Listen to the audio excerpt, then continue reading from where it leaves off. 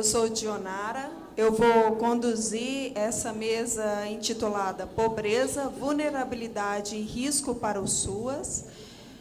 Já inicio agradecendo a participação de vocês, espero que a gente possa ter um bom trabalho. Eu vou chamar para compor a mesa a Adriana Concone, Marcos Maia e Flávio Cireno. Tomo a liberdade de pedir para que eles, ao iniciar a sua fala, se apresentem. Obrigada.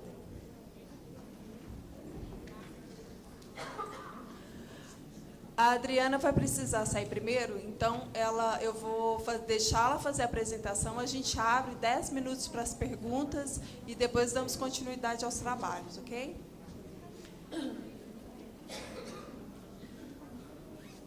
Então, Adriana, com você.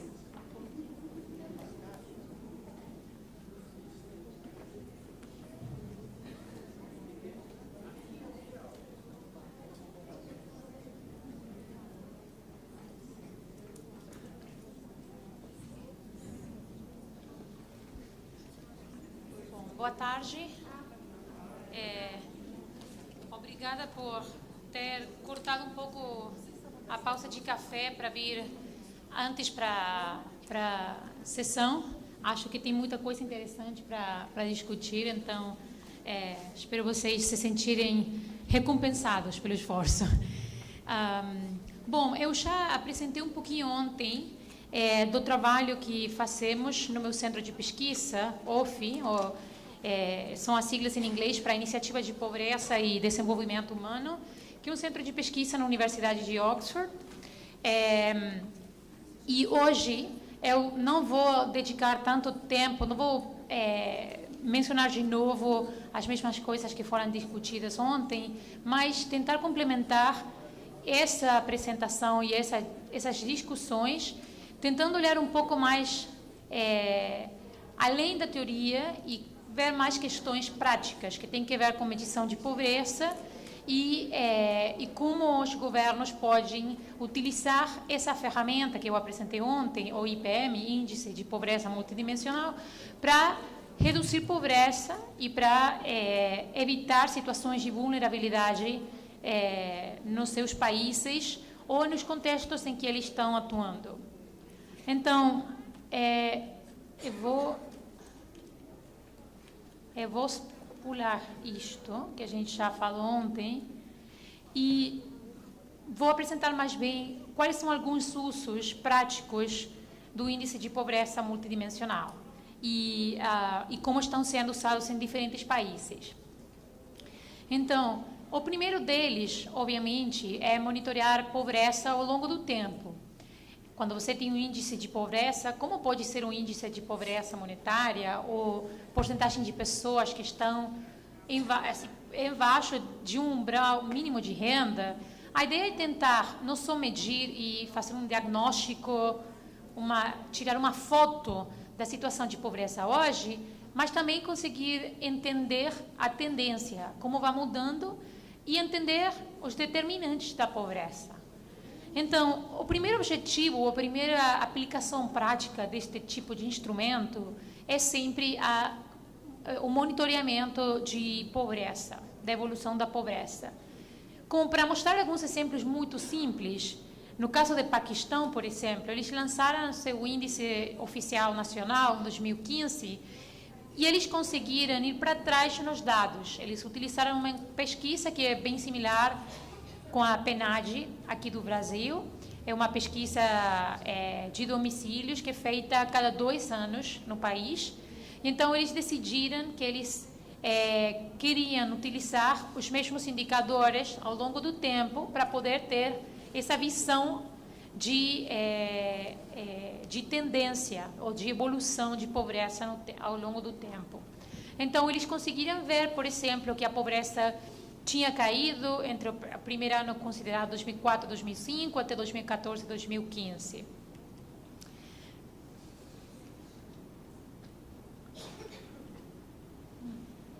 A ver. Okay. No caso do Equador, eles foram além disso. Eles não só olham como muda a taxa de pobreza e a intensidade de pobreza e o IPM, senão que também eles olham como muda a contribuição de cada um dos indicadores do IPM nacional na pobreza total.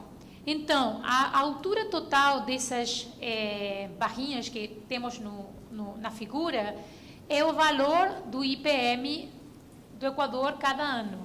Mas, como vocês podem ver, tem diferentes cores e tem que indicam a participação ou a contribuição de cada indicador na pobreza total. Então, eles não só podem ver que a pobreza caiu ao longo do tempo, mas eles também podem ver que, por exemplo, a contribuição de indicadores de educação se manteve quase constante ao longo do tempo, enquanto indicadores que tinham que ver com infraestrutura inadequada nos domicílios foram melhorando ao longo do tempo, em particular a contribuição de indicadores como esgoto ou ter conexão para a rede de água caíram dramaticamente no período que eles estavam analisando. No caso do Chile, eles usam a mesma pesquisa para computar IPM nacional que eles usam para medições de pobreza monetária. Então, eles não só estão avaliando a tendência de pobreza multidimensional ao longo do tempo, senão que eles também estão tentando checar esse solapamento entre os grupos de pessoas que são pobres pelas duas medidas de pobreza e aqueles que são só pobres com uma delas. Então, por exemplo, eles encontraram no primeiro ano que eles lançaram o IPM nacional em 2013, mas as pesquisas eram comparáveis por 2 períodos de tempo anteriores. Tinha a pesquisa feita desde os anos 80, mas não era comparável. Então, eles decidiram criar a tendência só para esses anos que estão aqui na figura. E o que eles viram é que a parte azul das barras está representando as pessoas que são pobres monetárias. E como vocês podem ver, tem uma diferença que é essa porção que está em cor vermelho, que são domicílios, famílias que foram identificadas como não pobres monetárias, mas que são pobres multidimensionais. Então, eles podem ver, por exemplo, que as duas proporções, as duas taxas de pobreza monetária e multidimensional têm caído no período que eles estão considerando. Mas, por exemplo, a taxa de pobreza multidimensional caiu mais rapidamente do que a taxa de pobreza monetária. Isso pode ser diretamente vinculado com políticas específicas e com ciclos econômicos que afetaram de diferente maneira os indicadores e a renda. Indicadores do IPM e a renda. Okay. O segundo uso ou aplicação do IPM é para comparar pobreza. Basicamente, é para ter uma noção de desigualdade entre diferentes grupos que são parte da população. Isso pode ser áreas urbano-rural, diferentes estados ou províncias do país, grupos de homens e mulheres, populações indígenas e não indígenas e outros grupos que o analista quer investigar. Então, por exemplo, isso aqui eu acho que não está funcionando. Por exemplo, novamente no caso do Chile, o que eles criaram aqui estão mostrando aqui a taxa de pobreza multidimensional para os diferentes anos, azul para 2009, vermelho para 2011 e cinza para 2013, para cada quintil de renda.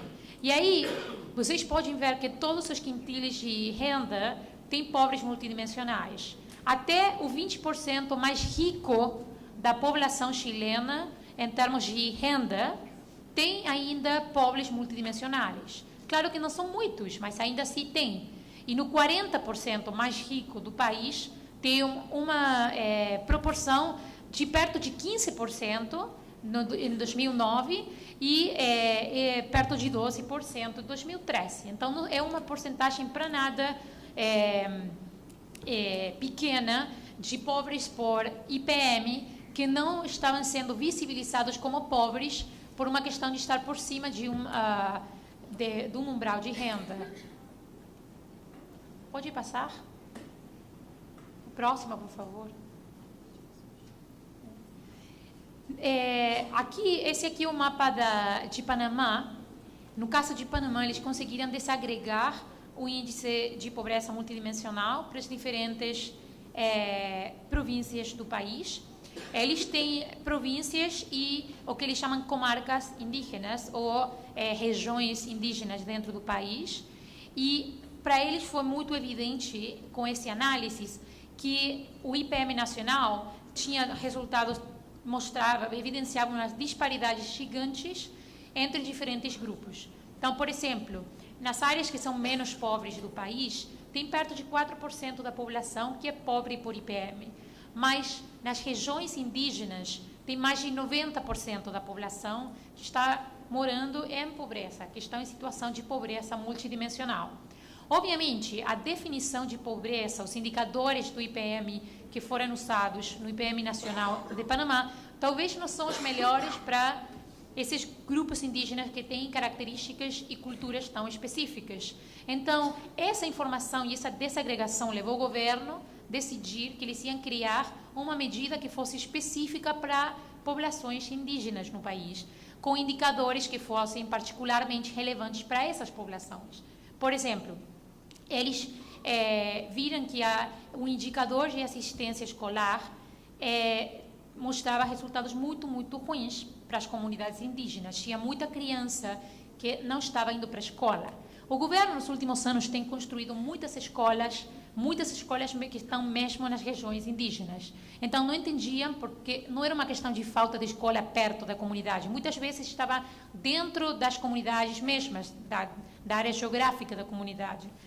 Mas eles fizeram um estudo etnográfico para complementar esses resultados e eles descobriram que o problema era que não tinha professores que falassem na língua indígena da comunidade. Isso fazia que, primeiro, os pais não conseguiam se comunicar com os professores, os alunos não conseguiam se comunicar e, ao mesmo tempo, os professores não conseguiam ensinar para a criança que não falava espanhol. Então, decidiram mudar o jeito de educar e agora as duas línguas são obrigatórias nas comunidades indígenas, por exemplo. Então, próximo. Eu vou pular isso aqui. No caso de Paquistão, a pesquisa que eles usam não só é representativa para províncias do país, para as 6 províncias do país, sino que também é representativa por distrito. Então, eles podiam fazer um estudo muito mais detalhado das diferenças, disparidades regionais a um nível muito local. O distrito deles é equivalente ao conceito de município aqui no Brasil. Então, imaginem que é uma informação muito detalhada, muito desagregada. O que eles estão mostrando aqui, cada bolinha é um município. No eixo horizontal, estão medindo o nível de pobreza original, que as bolinhas que estão mais perto do zero, mais para a esquerda do gráfico, são as que tinham menor pobreza, as que têm menos pobreza, quando começou o período, no 2004. E as bolinhas que estão bem para a direita são as bolinhas que tinham a pobreza a mais alta, a maior pobreza em 2004 e 2005, os distritos mais pobres. No eixo vertical, eles estão medindo a mudança, a variação na taxa de pobreza. Então, se está por cima de zero, para cima no gráfico, quer dizer que a pobreza subiu. São histórias de fracasso, de algum jeito, que a pobreza subiu. Quem está no zero, bem pertinho do zero, quer dizer que não mudou muito. E quem está vem para a parte embaixo da figura, quer dizer que a pobreza caiu muito. Então, o que essa figura aqui está mostrando é que tem uma tendência decrescente, uma pendiente decrescente, de algum jeito, e que os distritos mais pobres, aqueles que estavam mais para a direita, conseguiram reduzir pobreza mais rapidamente. Reduziram mais pobreza, falando de uma história de sucesso e de convergência entre os distritos em termos de pobreza. Também, quando você consegue desagregar informação, por exemplo, por grupos de idade, isso para nosso IPM global, O que nós encontramos foi que, para nosso estudo, que está avaliando, os últimos dados eram para 104 países e mais de 5,4 bilhões de pessoas no mundo, mais da metade dos pobres por IPM global eram crianças. É uma situação que se repete com diferentes estudos, diferentes medições, mas nós conseguimos, outra vez, encontrar, mais uma vez, evidenciar essa problemática e daí a realidade de ter medidas de pobreza infantil que sejam bem específicas para as necessidades desse grupo. Do mesmo jeito, você consegue comparar a criança com adulto, com idoso, mulheres com homens e qualquer outro grupo de relevância no país. Tem países onde também fazem essas desagregações para diferentes etnias, grupos religiosos ou qualquer outro grupo relevante. Outra possibilidade, o uso do IPM nacional, que eu mencionei muito rapidamente ontem, é para guiar o orçamento social do país. No caso da Costa Rica, eles, depois de lançar a medida, viram que as áreas que evidenciavam maiores privações, maiores desafios no IPM nacional, estavam recebendo muito pouco dinheiro, a menor proporção de dinheiro do orçamento social. Então, ano passado, o presidente lançou um decreto presidencial, que agora esse ano tornou-se lei, falando que daqui para frente o orçamento social do país vai estar ligado diretamente aos resultados do IPM nacional. Isso quer dizer que as áreas que têm mais pobreza, educação, e dentro da educação, indicadores específicos, por exemplo, vão ser as áreas que vão receber mais recursos do orçamento social do país. Colômbia, México são outros países que estão fazendo também essa prática. Outra possibilidade, outro uso, outra aplicação do IPM é que é bom para acompanhar mudanças ou variações nos indicadores específicos do IPM e permitir ao governo ter uma reação muito rápida. No caso da Colômbia, isso foi feito de duas maneiras. O primeiro é que eles criaram uma mesa de pobreza. A mesa de pobreza está liderada pelo presidente e tem todos os ministros que têm algum indicador dentro do IPM nacional. Eles se encontram cada 2 meses e eles não podem mandar um delegado. Tem que ir o presidente e os 13 ministros que têm alguma coisa a ver com o IPM. E eles, em cada reunião, eles olham para uma tabelinha como essa, que tem todos os indicadores do IPM e que tem as luzes, é como um sinal de trânsito. Os indicadores que estão em bege é porque estão indo bem, estão indo na direção e com a velocidade requerida para alcançar o objetivo de redução de privações que o governo aceitou no momento de lançar o IPM nacional para cada indicador. Os indicadores que estão em amarelo estão melhorando, mas talvez não tanto como seria preciso para alcançar o objetivo. E aqueles que estão em vermelho é porque estão indo mal. Na Colômbia, esse sistema é um sistema de alarmes que o governo basicamente usa para ajustar políticas e reagir às realidades e às problemáticas de cada setor. Então, por exemplo,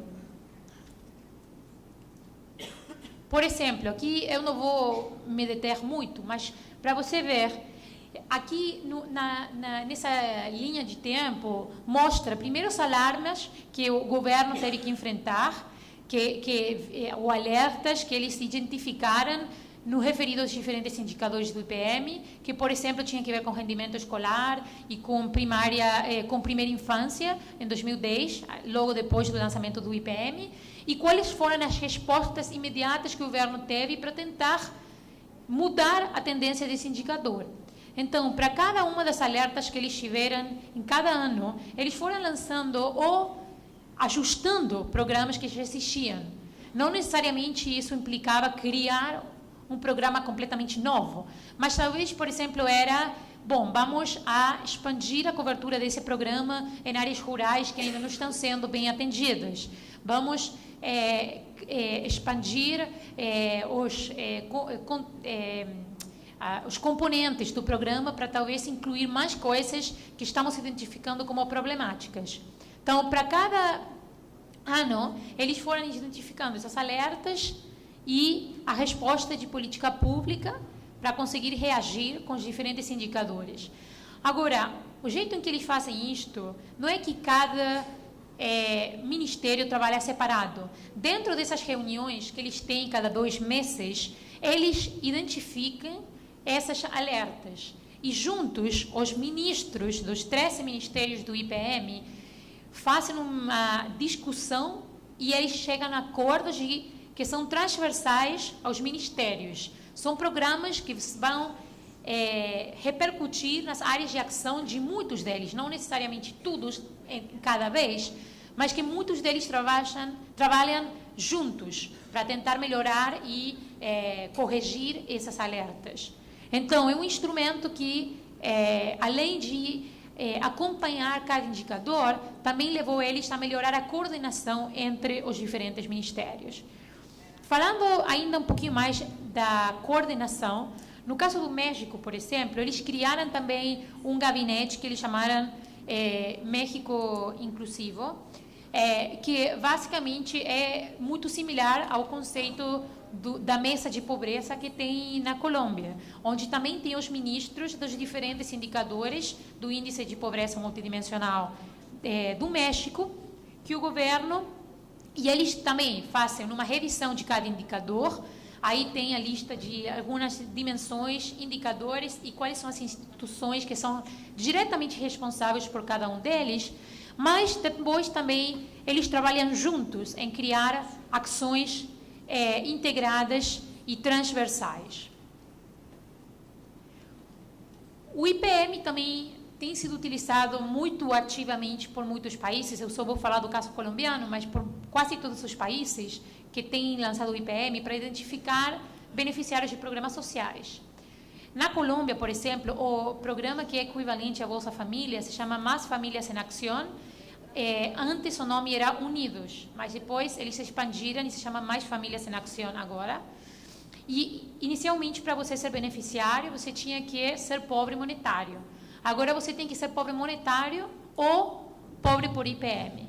E para você deixar de receber os benefícios do programa, para você se formar do programa, você tem que deixar de ser pobre pelas 2 definições de pobreza. Não alcança com não ser pobre monetário. Agora também você tem que ser não pobre por IPM. Na China, também eles criaram um IPM que é específico. Desculpem, aqui isso era uma imagem que a China compartilhou conosco, então eu não conseguia traduzir para português. Mas eles criaram um IPM específico para o país, que tem essas dimensões e que foi criado especificamente para identificar beneficiários de um programa de redução de pobreza massivo. Eles encontraram, com essas dimensões, eles fizeram um estudo gigante, encontraram que tinham 80 milhões de pessoas morando em situação de miséria. E decidiram, em 2016, quando eles lançaram o programa, que para 2020 não vão ter mais nenhum dessas pessoas, e estão sendo todas as famílias que foram identificadas são beneficiárias do programa de erradicação de miséria na China. Outro tipo de identificação para programa social vem da focalização geográfica. Na Colômbia, eles tinham mapas de distribuição dos benefícios de programas, por exemplo, desse programa Mais Famílias em Ação que estava falando. O que eles encontraram quando eles compararam o mapa do IPM com o mapa de distribuição dos benefícios, da cobertura do programa, foi que não estavam alinhados. Os departamentos mais pobres, o que tinha maior proporção de pobres, não eram quem estava recebendo, que tinha maior cobertura, ou que estavam recebendo maiores benefícios. Então, eles fizeram uma redistribuição do programa e agora eles têm mapas que são muito similares. Se vocês veem as áreas mais escuras no mapa, que são as áreas mais pobres, são também as áreas mais escuras no mapa com cores azuis, que é um mapa de distribuição e de cobertura do programa. Tem uma é uma distribuição consistente com os resultados do IPM. E, novamente, eles tiveram um decreto presidencial falando que ia ser assim para frente, não essa única vez, sino que ia ser feito dessa maneira. E para cada distrito, para cada departamento, eles não só estão fazendo avaliação dos dados agregados, mas eles avaliam cada indicador do IPM e comparam como que o departamento está indo em cada indicador comparado com a média nacional. E então também eles fazem programas específicos, por exemplo, nesse departamento aqui, eles encontraram que os piores indicadores, está muito pequeno, desculpa, os que estão bem embaixo na gráfica têm a ver com acesso a fontes de água seguras e com questões educativas. Acesso à educação. E eles, então, criaram programas específicos e ampliaram a cobertura de programas já persistentes na Colômbia, mas nesse departamento em particular. E, finalmente, só para fechar, o IPM também está criando novos espaços de parcerias com atores que talvez não são tradicionalmente considerados ou não têm sido envolvidos tanto em redução de pobreza a um nível massivo nos países. Que isso tem a ver não só com ONGs, que estão muito mais envolvidas, sino até com o setor privado. Então, por exemplo, no caso de Panamá, eles têm um bairro na cidade de Panamá que se chama Santa Ana, que é um bairro muito pobre, dentro do que é o casco histórico, a parte mais histórica da cidade. É um bairro que faz 10 anos estava completamente abandonado, tinha muita criminalidade, e tiveram empresários da região, da área, que decidiram que era suficiente, que eles mesmos tinham que fazer algum esforço para melhorar a situação. Mas eles não conseguiam fazer sozinhos, então eles criaram uma parceria com o governo que involucrava setor privado, ONGs, até organismos internacionais e governo. E o primeiro que eles fizeram foi uma pesquisa ao nível local e criaram um IPM local para esse bairro, para ver como eles estavam indo em cada indicador do IPM. Mas fazendo estudo qualitativo também, indo muito mais além dos dados e tentando entender os determinantes da pobreza. E depois eles criaram essas iniciativas específicas para ajudar, por exemplo, mais adolescentes, para empoderar mulheres, para melhorar a situação das crianças.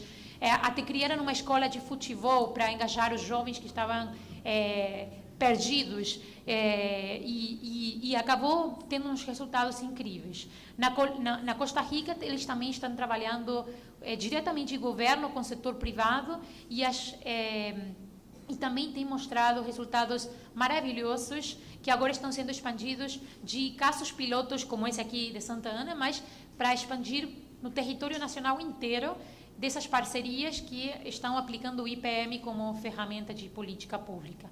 Muito obrigada.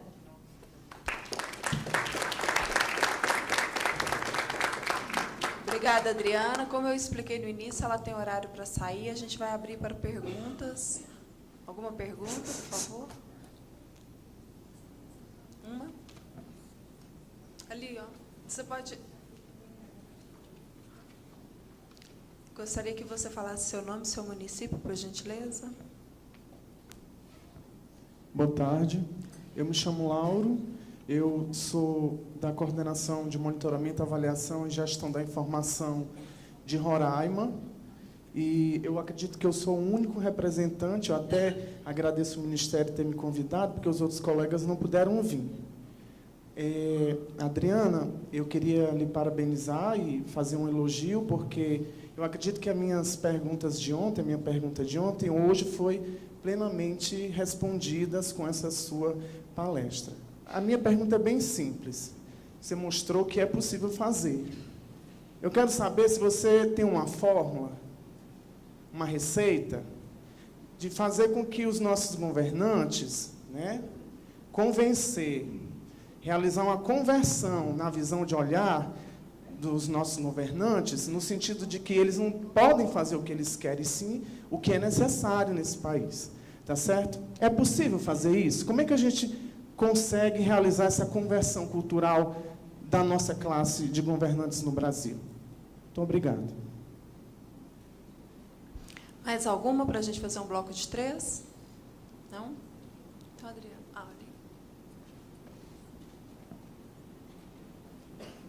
Olá, Adriana, também cumprimento na sua pessoa os outros membros da mesa. Queria te parabenizar pela excelente exposição. Meu nome é Ana Cleusa, eu trabalho no Instituto de Pesquisa Econômica Aplicada, na Diretoria de Estudos Sociais.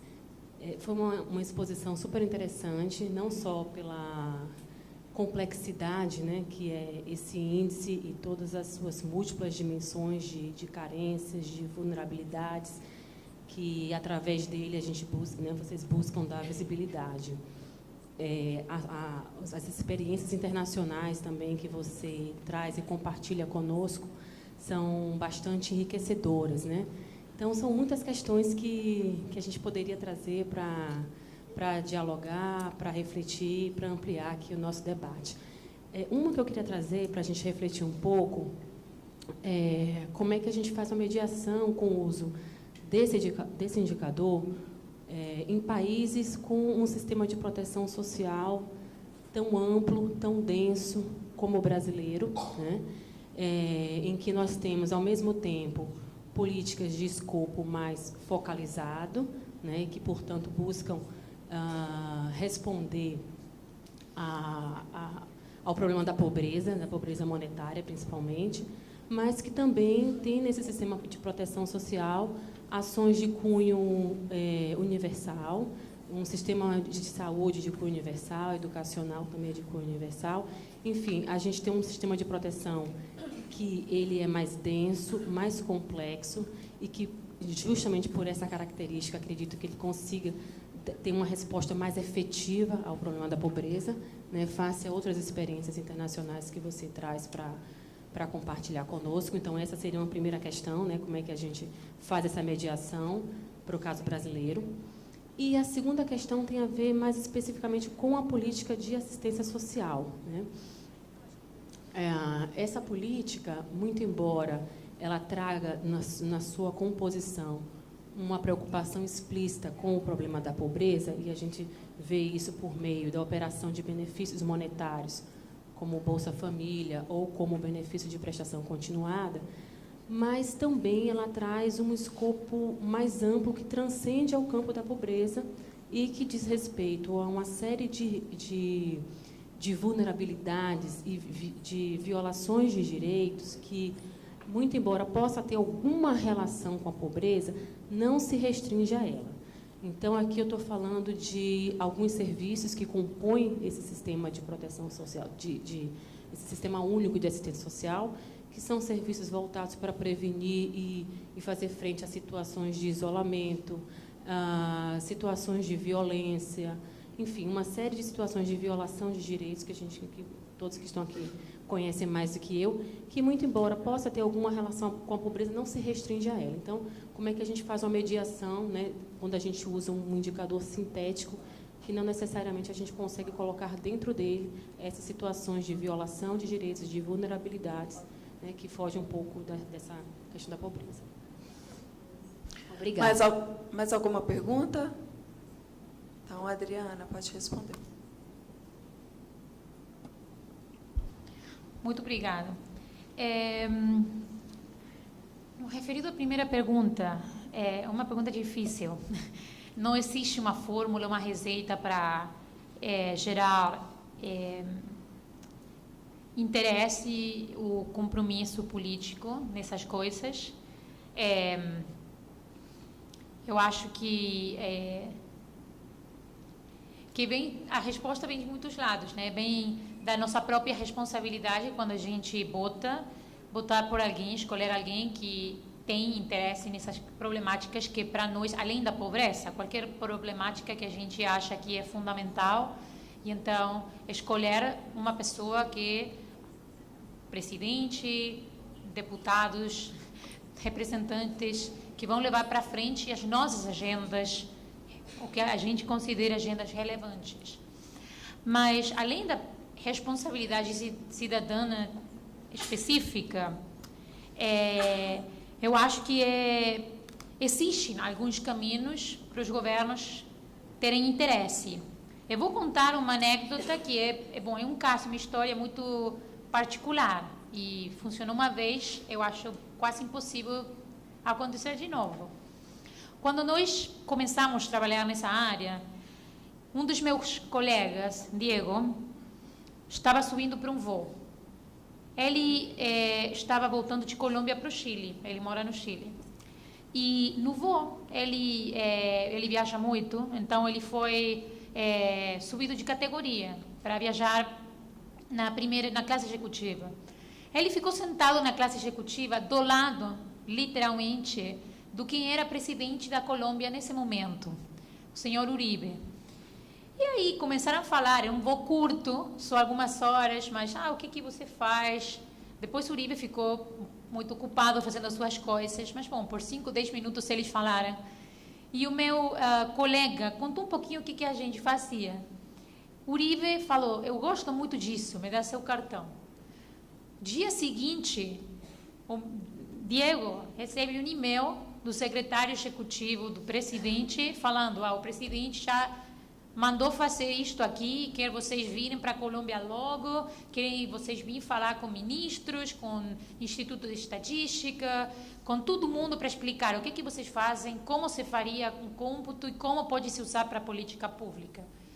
Começaram no processo, acabou acontecendo que na Colômbia até o presidente mudou e acabou sendo o presidente Santos quem eventualmente lançou a medida na Colômbia e ele tem apropriado o IPM como se fosse quase uma ferramenta da administração Santos, porque foi lançada justo ao início, logo depois que ele começou a trabalhar, que virou presidente, tomou posse. Essa é uma história, né? Eu acho que a probabilidade de nós ficar do lado de algum presidente do mundo e convencê-lo é bem minúscula. Mas existem outras esferas. Em 2013, a gente lançou uma rede de pobreza multidimensional, que em inglês se chama MPPN, que nesse momento, 2013, tinha 16 países membros, foi lançada por Amartya Sen e o presidente Santos em Oxford. Agora tem 55 países que são participantes da rede. É uma rede que é a muito alto nível, tem que ser vice-ministro, ministro ou ainda mais para cima no governo. E eles falam num espaço completamente discreto, confidencial, tanto do seu interesse de criar essas medições, países que já têm medições compartilhem as suas experiências, o que eles estão fazendo, quais foram os desafios, como que eles lançaram, como explicaram isto, como que eles resolveram, por exemplo, fricções ou até pessoas que estavam em conta de criar uma nova medição de pobreza. Então, é um espaço e muitas pessoas, quando entram para a rede, não é que eles têm ainda a convicção de que eles vão fazer logo, mas é um espaço em que justamente ministros, vice-ministros começam a estar muito mais de ouvir falar colegas de outros países, aí eles ficam muito mais empolgados. E a gente tem uma reunião anual, tem eventos no marco da Assembleia Geral das Nações Unidas, que estão abertos para todo mundo, a gente convida todo mundo. E então, muitas vezes, tem ministros de algum país que nem é parte da rede, que aparece por lá, tem interesse, e depois aí começa a falar. E não é só isso. Agora, os países que já têm medidas vão pelo mundo apresentando o que eles estão fazendo para reduzir pobreza e falam disto. Então, se são histórias de sucesso, outros países também vão ter interesse. Obviamente, você precisa de uma pessoa, de um político com convicções que vão além da medição. Isso é mais difícil, mas eu acho que quando você vê histórias de sucesso, histórias que estão fazendo diferença, e muitas vezes quando você compartilha experiências concretas, de casos de pessoas específicas, sair dos números e falar de histórias reais, dar uma cara ao fenômeno de pobreza, isso ajuda muito. Desculpa, eu me estendi demais na pergunta. E talvez eu nem respondi direto. Eu vou responder as outras duas bem concreto. O Brasil é um país que efetivamente tem um sistema de proteção social que é bem complexo, mas não é o único. A questão da escala é um país gigante. Gigante em todo o sentido da palavra. Gigante de 200 milhões de pessoas, gigante porque gigante geograficamente e porque tem áreas que estão bem isoladas e outras partes que então não é tão fácil chegar, e porque também gigante no sentido das disparidades e as necessidades divergentes entre as diferentes regiões e estados do país. Então, é evidente que o país vai precisar de um sistema complexo para responder a essas necessidades diferentes. Agora, não é o único país. Um país muito mais pequenino, que eu estive lá faz pouco, é Vietnã, eles têm um sistema que eles têm 700 ações do que é o sistema de proteção social deles. Algumas têm que ver com seguridade alimentar, outras têm que ver com pobreza monetária, outras têm que ver com acesso a cuidados médicos básicos. Tem muita coisa que está dentro do que é a rede de assistência social deles. A maneira em que eles usam o IPM lá é parecido ao caso da Colômbia. Eles usam o IPM para identificar quem vai ser beneficiário. Mas depois, isso não quer dizer que a pessoa beneficiária é beneficiária das 700 ações. Não. Eles vão ser beneficiários das ações específicas, para o caso específico e as necessidades deles. Então, eu acho que ainda existe muito espaço para ter as duas coisas. Pode ter uma medida que é geral para ter um melhor entendimento, complementando as medidas monetárias no país, mas que ainda respeita a complexidade que tem a realidade brasileira. Eu acho que isso pode ser completamente bem feito. E com respeito à questão da vulneração dos direitos, pois existem várias medições que existem já, que tem o que se chama enfoque de direitos. A questão é que se você está indo mal, está privado em qualquer um desses indicadores, já é suficiente para você ser considerado uma pessoa pobre, ou uma pessoa em dificuldades. Por quê? Porque são direitos, e então são não substituíveis, e você não pode falar que, como você está bem em todos os restos, esse direito aqui pode ser vulnerável. Então, quando você tem esse enfoque de direitos, você mesmo assim pode aplicar a metodologia. O caso do México é um exemplo, e a gente agora está trabalhando com muitos países criando medições de IPMs infantis, ou seja, medições específicas para crianças, considerando os direitos que são mencionados na Declaração dos Direitos das Crianças. E então, se uma criança está com vulnerabilidade, com um direito que não é satisfeito, a criança já vai ser identificada como pobreza. Isso pode ser feito. E depois as ações específicas podem ser criadas para isso também. Sem dúvida. Muito obrigada. Obrigada, Adriana. Marcos, a palavra é sua.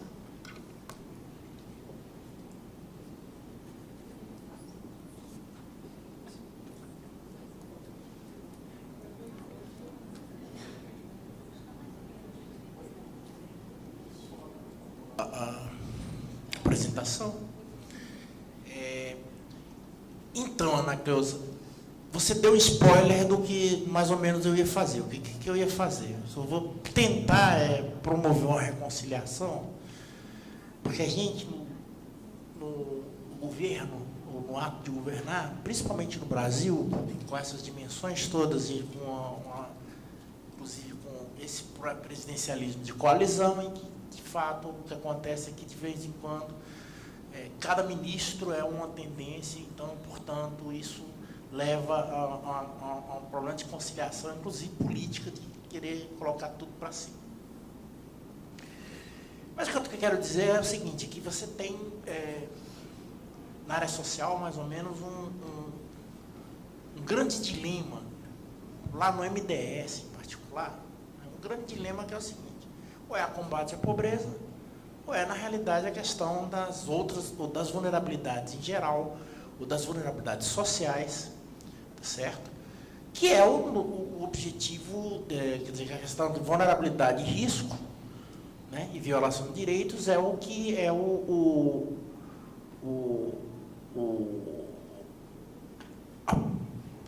trabalho, né, é para o que está voltado o trabalho dos serviços e programas da assistência social mesmo, do SUS. O que eu vou colocar aqui é que esse enfoque, assim, aí você tem essa visão e a visão do combate à pobreza em si. E se confunde vulnerável, pobreza, pobreza, vulnerável, né? E o enfoque por exemplo, lá na Senac, é nitidamente mais monetário. Tá? Aqui tem 2 pessoas que já trabalharam no departamento de condicionalidades, que era um pedaço não monetário do combate à pobreza, né? Que era exatamente na questão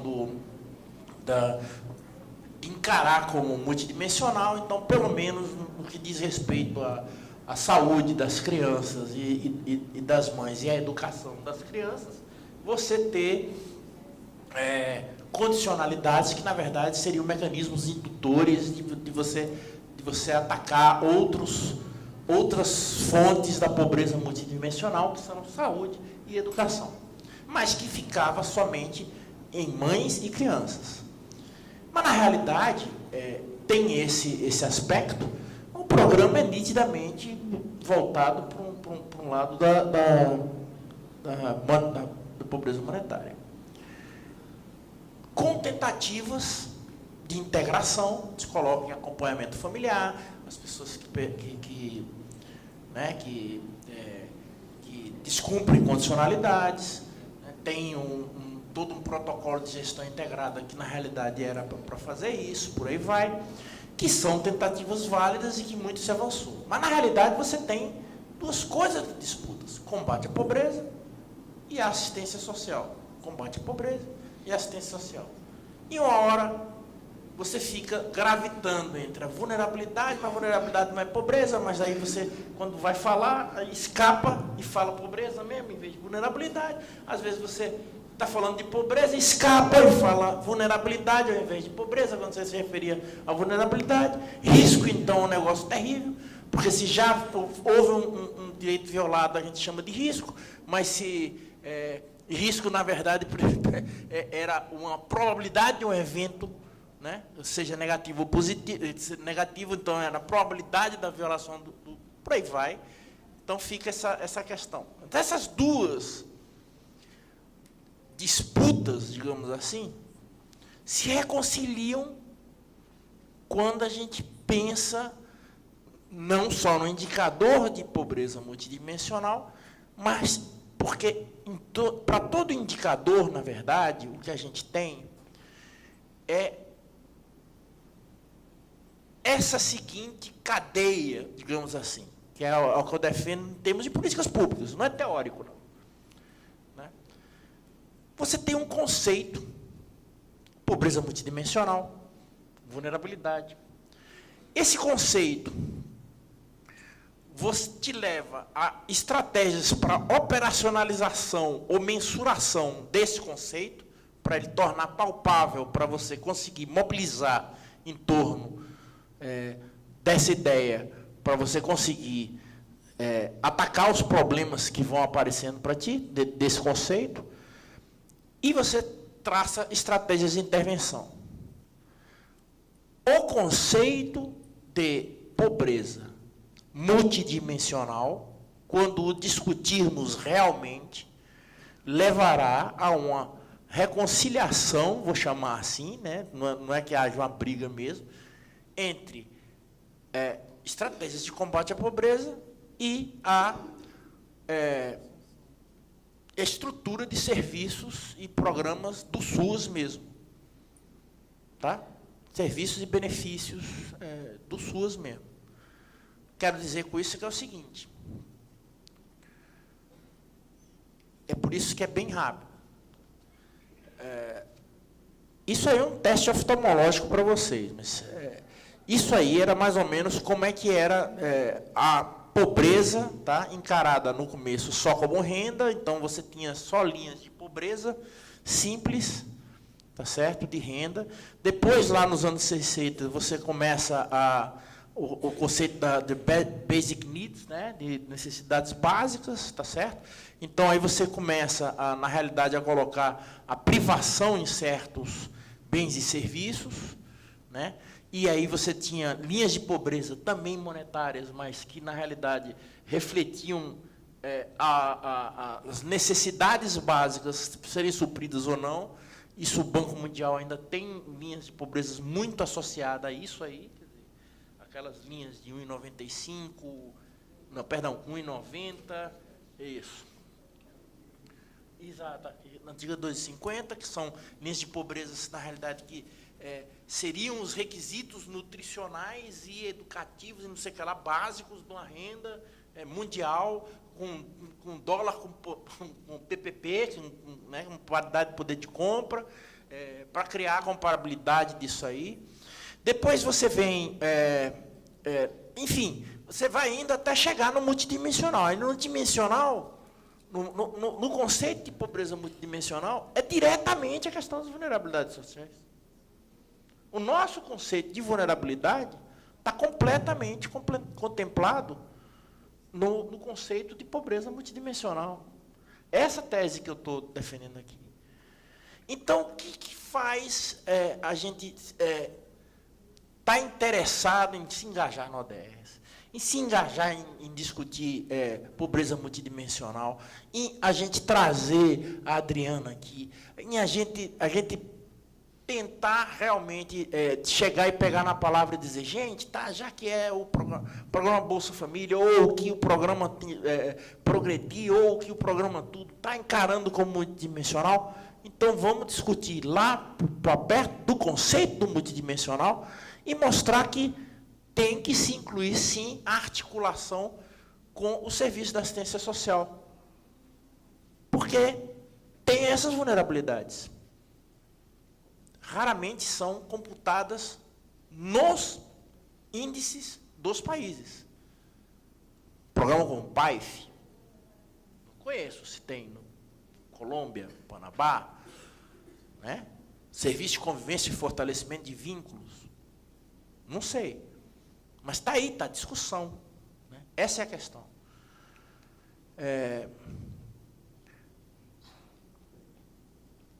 Consegui sintetizar mais do que queria até. Porque, né, eu estava com um negócio assim. Mas essa zorra aí, era isso que eu estava querendo colocar aí. Que, na realidade, quando você vai para o multidimensional, né, você começa a incorporar, inclusive, dimensões subjetivas que tem muito a ver, ou muito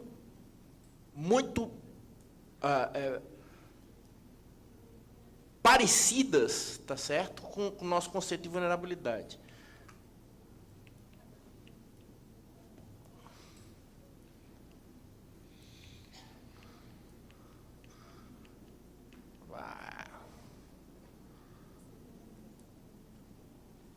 Volta. Voltou.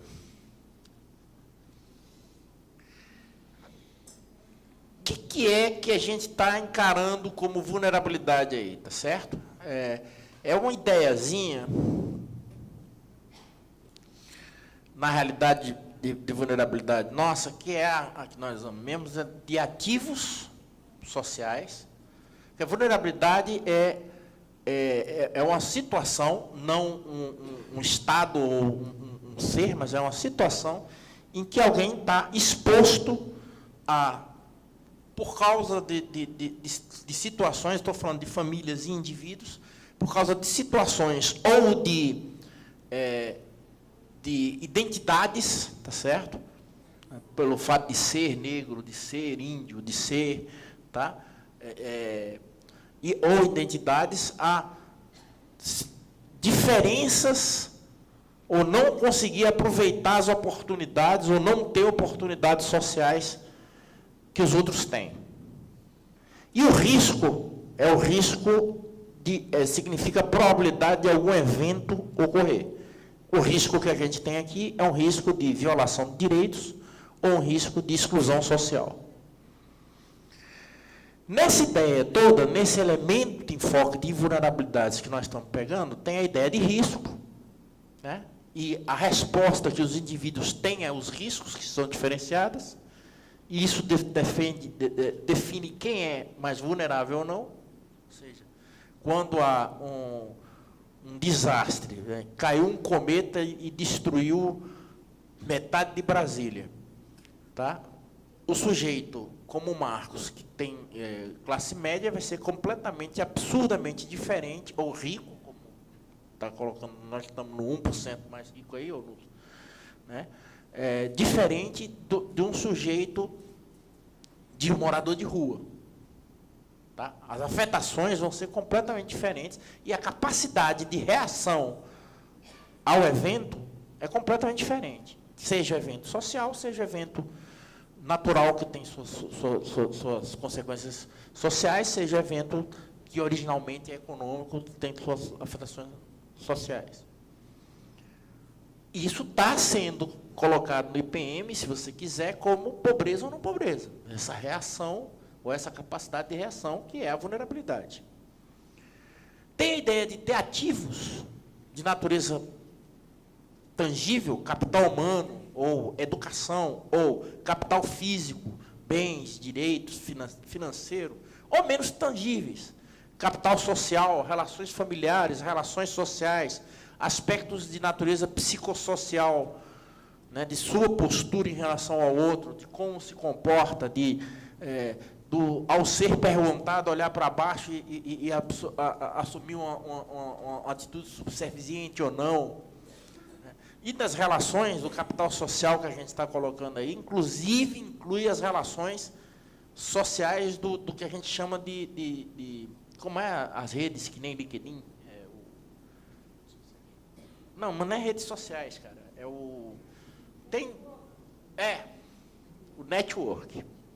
Né? E o network é uma coisa importantíssima atualmente. E as estratégias de resposta, ou seja, como você maneja seus ativos diante das situações. Isso está, e a estrutura de oportunidades, é claro.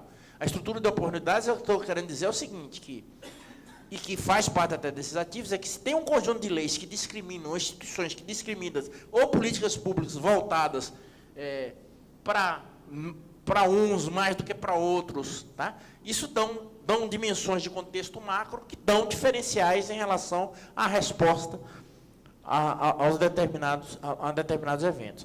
O que eu estou usando aqui é o nosso conceito, o conceito de vulnerabilidade que está lá na NOB, etc., só que falado de outra forma, que é a forma original que os caras lá da CEPAL que desenvolveram e que, na realidade, se aproxima mais da questão aí do IPM, só porque, convenientemente, isso, didaticamente, eu conseguia convencer vocês mais usando assim.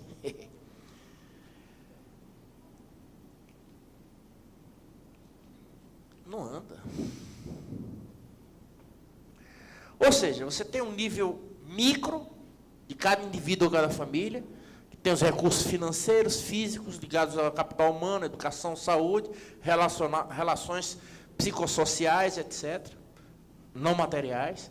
Tem estratégias de resposta a qualquer evento social, ameaça de perda de direitos, de quebra de vínculos, tá?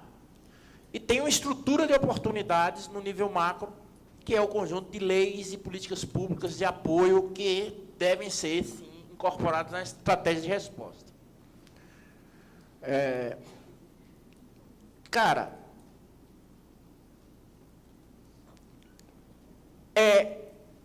tudo a ver com o conceito que a gente estava, assim,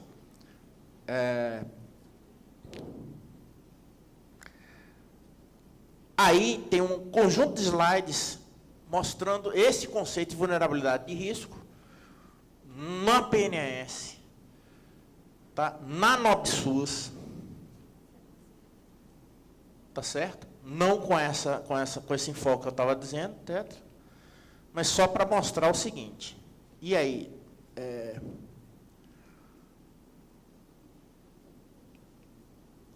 para as proteções, etc., para colocar o seguinte, que o IPM não vai até o fim.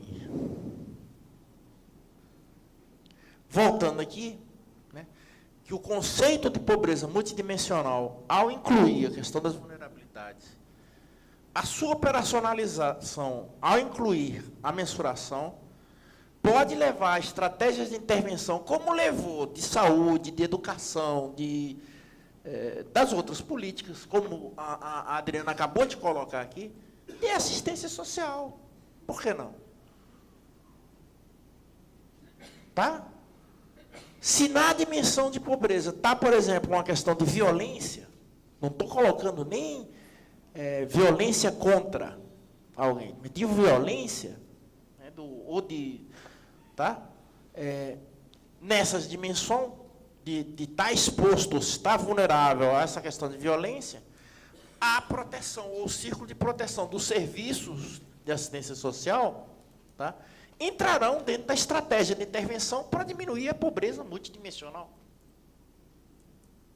E que é que isso ajuda a gente? Ajuda a gente porque se reconcilia a questão da pobreza, que é uma questão que vai estar na pauta, né, muito mais, né, com o da própria assistência também.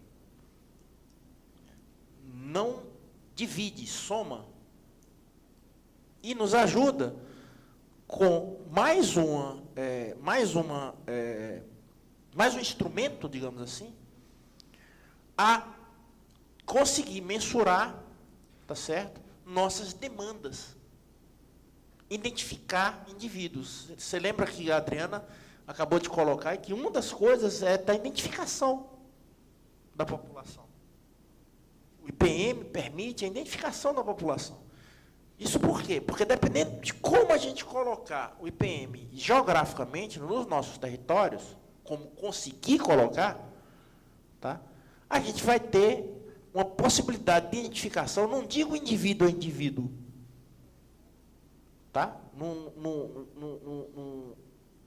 Não sei se indivíduo a indivíduo a gente consegue, mas pelo menos de zonas, identificar situações, identificar vulneráveis e partir, né, de uma situação em que venham a mim os vulneráveis, venham a mim quem já teve seus direitos violados, para vou atrás deles, vou procurar e inclusive agora conseguir dimensionar finalmente qual é a necessidade de CRAS, de CREAS, de PAEF, de PAEF, de medidas socioeducativas, etc. Quer dizer, a gente vai ter uma noção de demanda. Eu acho que era isso que eu ia dizer, porque aqui está o território, que a gente tem que identificar os riscos de vulnerabilidades, que o IPM pode ajudar isso, para ver as necessidades, para depois aí ver as demandas, e aí a gente definir as nossas ofertas e serviços, e o IPM pode entrar exatamente aí, nesse ponto aí.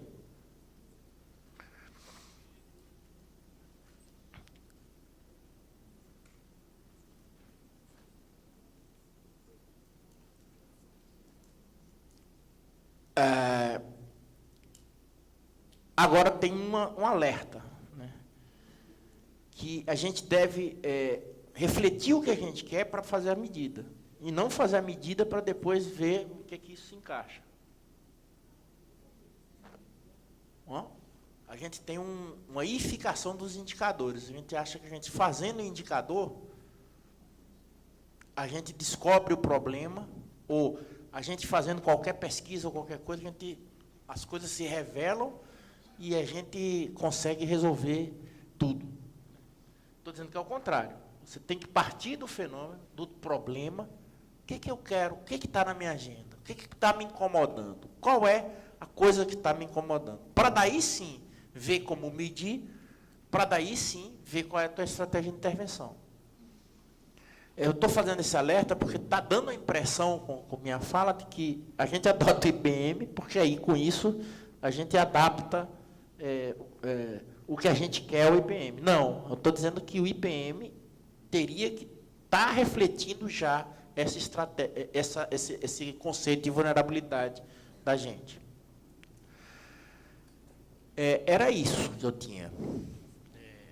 Evidentemente que vocês viram que, na realidade, para aproveitar até o debate com a própria Adriana, eu dei uma voada muito maior do que eu queria. Mas era isso aí, eu não sei se me fiz entender, ou se não. Mas era isso. Obrigado.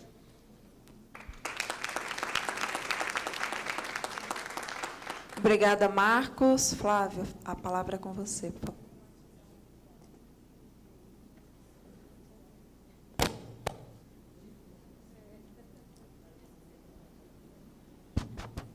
agora. Boa noite, já é noite. Eu queria agradecer a Marcos o convite. A gente é parceiro de longo tempo já, né? Já de um bocado de tempo que a gente desenvolve algumas coisas. E eu acho que esse tema é bastante de risco e vulnerabilidade, ele é bastante interessante para a gente debater aqui, por algumas coisas. Normalmente, você trabalha, quando você vai trabalhar qualquer coisa que você está fazendo por exclusão. Ou seja, quando você tem um programa de alívio da pobreza, como é o programa Bolsa Família, que eu trabalhei, você trabalha numa lógica muito forte que a gente chama na literatura de testado por médias ou means tested, que é uma forma de você selecionar pessoas para entrar ou não. E você tem essa mesma coisa dentro do Banco Mundial, você tem linhas de pobreza e etc. e tal. E eu acho que dois conceitos são fundamentais quando você vai trabalhar a questão de vulnerabilidade. A primeira é que vulnerabilidade a determinada coisa, ela é qualitativa. A vulnerabilidade, ela tem a ver com uma característica estrutural e qualitativa do cidadão ou da pessoa que você está medindo, na qual ela vai ter uma medida perceptível de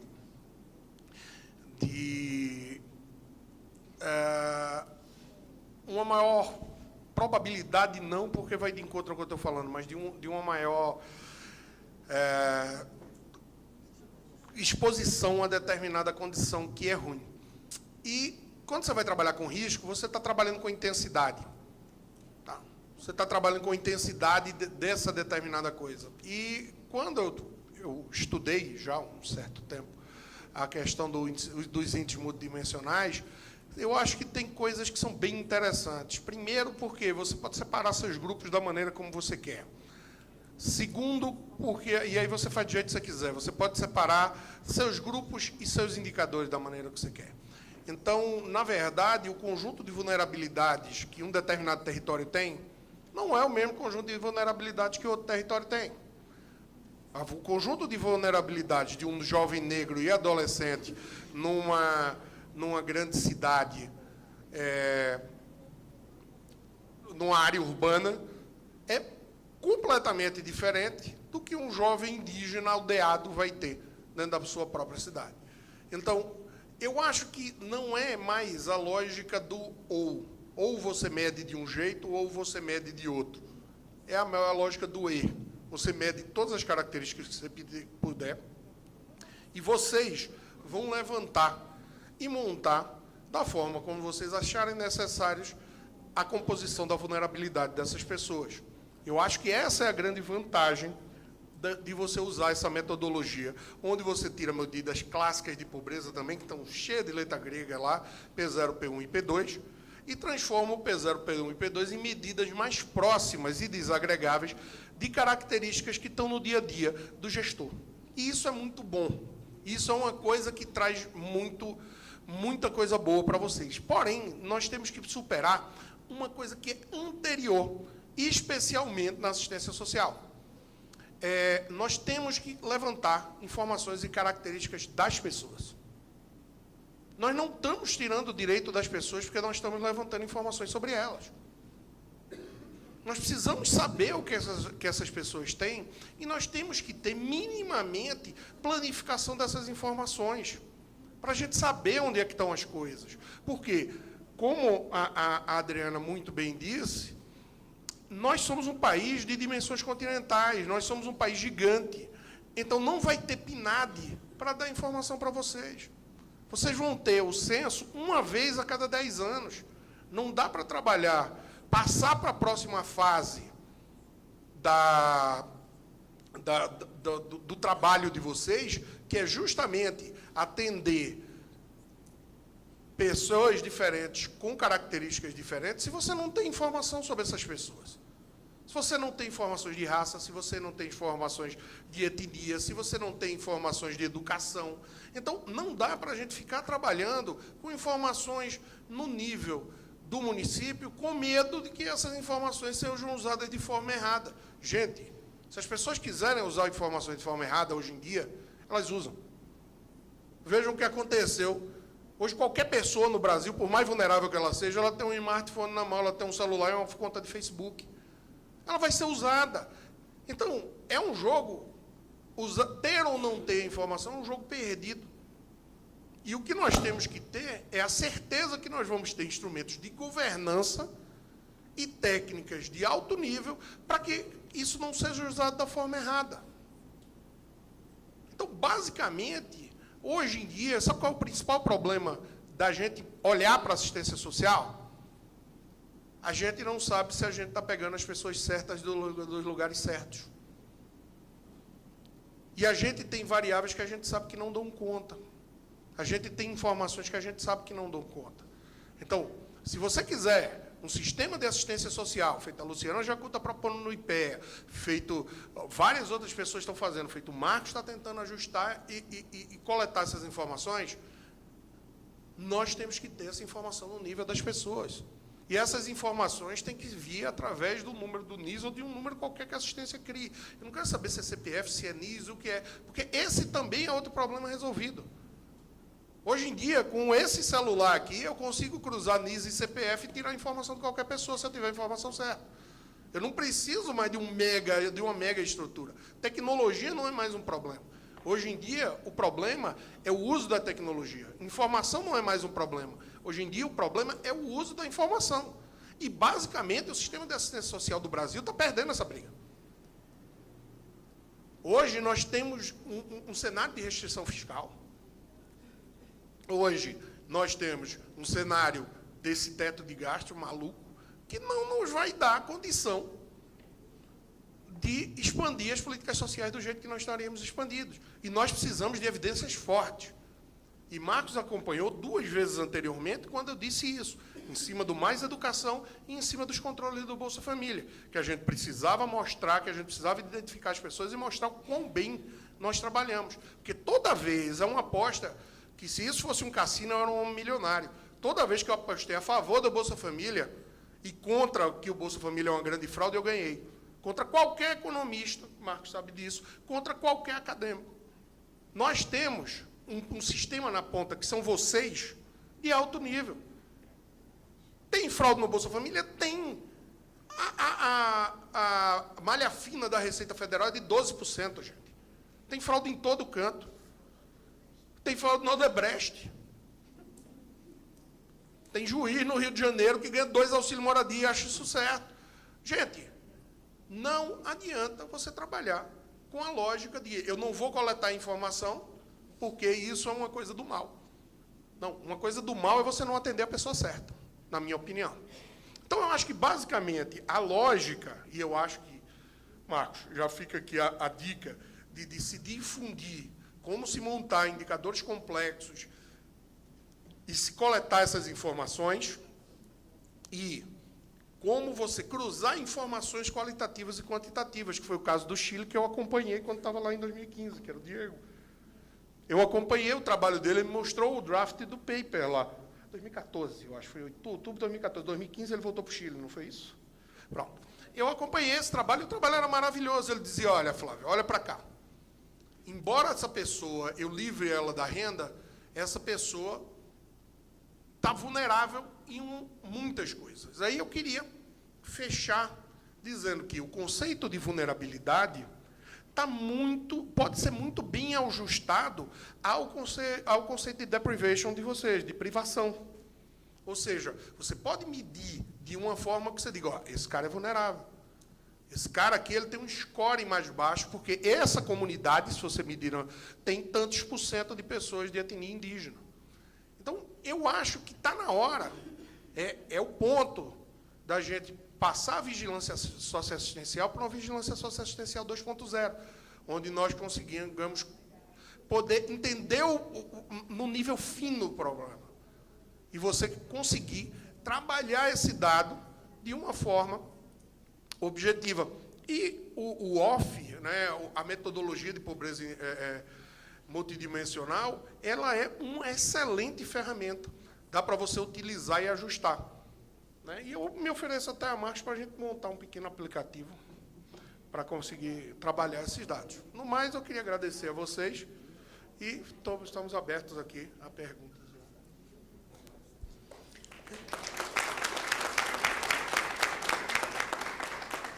Parabéns à mesa. Achei que eu tivesse que ser muito xiita com o horário. Eles foram exemplares. Pessoal, vamos abrir. Só um comentário. Fomos exemplares e a primeira vez na minha vida que eu vi Flávio Cirino obedecer a mesa. Medo de Dionário. É medo de Dionário. E eu ia dizer para o Flávio o seguinte: a gente vai partir do beta para o 2.0. Pois é. Não, 1.0 não vai dar. Conversa paralela. Vamos abrir para as perguntas. Vamos fazer aí um bloquinho de 3-3. Alguma pergunta? Não? Plateia satisfeita? Bom. Gente, ou vocês estão muito impactados, com medo demais, não entenderam nada, foi chato demais, ou estão com sono demais. O que está acontecendo? Não, né? Oi, Marcos. Boa tarde. É que lá no Mato Grosso do Sul a gente ia 1 hora mais para trás, então deixa eu ficar aqui. A verdade é bem uma angústia. Deixa eu contar a realidade um pouquinho para vocês me ajudarem. Nós temos...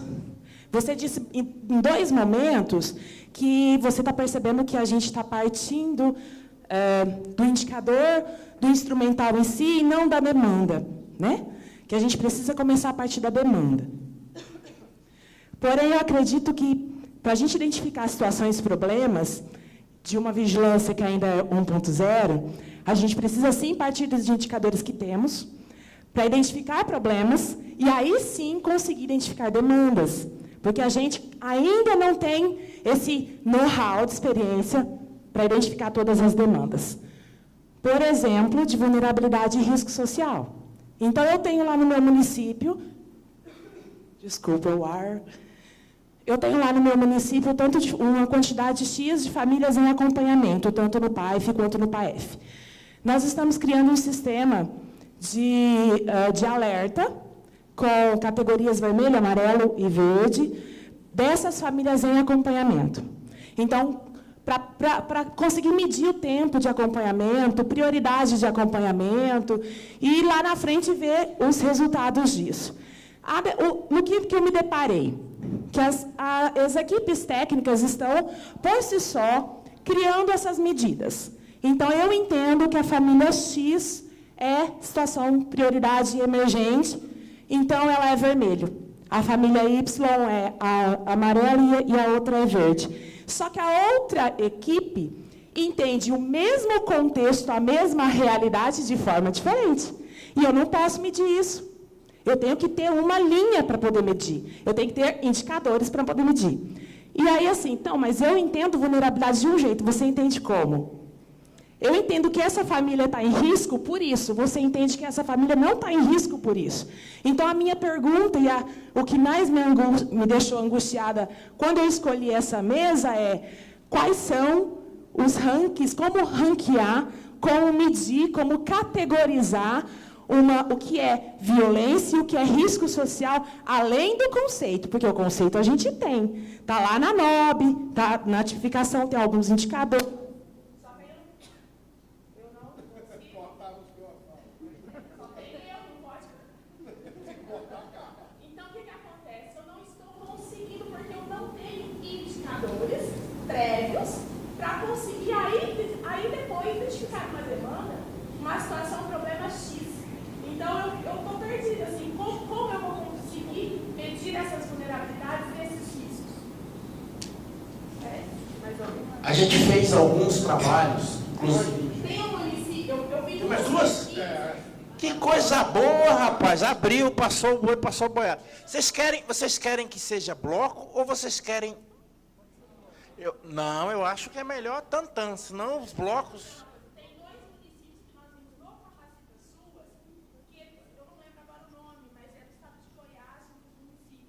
Que eles têm categorizado o município. Eles têm categorizado no município deles 25 tipos de vulnerabilidade e, se não me engano, mais uns 40, ou é ao contrário, mais uns 40 tipos de risco. E eu perdi o contato dela porque eu queria, né, olhar e tentar ver o que eu consigo adequar ali no meu município. Porque a gente não tem esses rankings, essas categorias. Eu não tenho. Então, a gente vai fazer ping-pong, mesmo tendo, são 3, porque blocos, e eu fui convencida pela moça do Paraná no outro negócio, blocos não funcionam. Não funciona mesmo. Poupa tempo, poupa, mas o raciocínio vai estar lá em outro canto depois, em relação à pergunta. Eu concordo, como é teu nome mesmo? Viu, Lorena? Eu concordo contigo de que a gente precisa desenvolver esses padrões nacionais de vulnerabilidade. O que eu estou dizendo é que se a gente se engaja em coisas que nem na OF, que nem o IPM, tá? A gente vai desenvolvendo unidade de conceitos para a discussão de vulnerabilidade. Você já tem vários conceitos, inclusive nacionais de vulnerabilidade. O que você não tem, e que eu acho que o Flávio Sereno, eu já ia chamar ele de gordo. Não sei porquê, mas porque não é um apelido que acho que o Flávio Sereno vai dizer, são dados subnacionais. Submunicipais, que é o que ele estava dizendo. O máximo que a gente tem de granularidade é o município. A gente não tem a vulnerabilidade dentro do teu município. Tá? Mas nós fizemos uma tentativa de, com o cadastro único, ter isso aí. Aliás, não só nós. Teve primeiro um índice de desenvolvimento familiar. Né, a gente tem de 10 em 10 anos a possibilidade de fazer também essas questões. A gente pode usar a pesquisa de orçamento familiar de 2 em 2 anos para ter, mas não submunicipal, mas pode usar o cadastro único para o submunicipal. O cadastro único não é muito bom para o submunicipal, porque não mudam com a celeridade que a gente precisava que mudasse em relação à realidade das famílias. Tá? Por exemplo, as condições de moradia são um dado que não funcionam muito bem lá dentro do cadastro único mesmo. Elas existem, estão lá. Se a casa é de taipa, se tem banheiro, etc. Né? Quantos cômodos, etc. Existem, estão lá. Mas o sujeito muda de endereço e não muda essa característica. Porque vocês trabalham com o cadastro único também e sabem que é complexo manter uma atualização cadastral de uma coisa tão abrangente. Então, a gente precisa, sim, desenvolver, tá, pesquisas próprias em cada município, com o nível que a gente tenha, tá, para pegar dimensões de vulnerabilidade baseados no cadastro único. O cadastro único ajuda a gente a encontrar as pessoas. Encontrar as pessoas que provavelmente estão em vulnerabilidade. Encontrar as pessoas.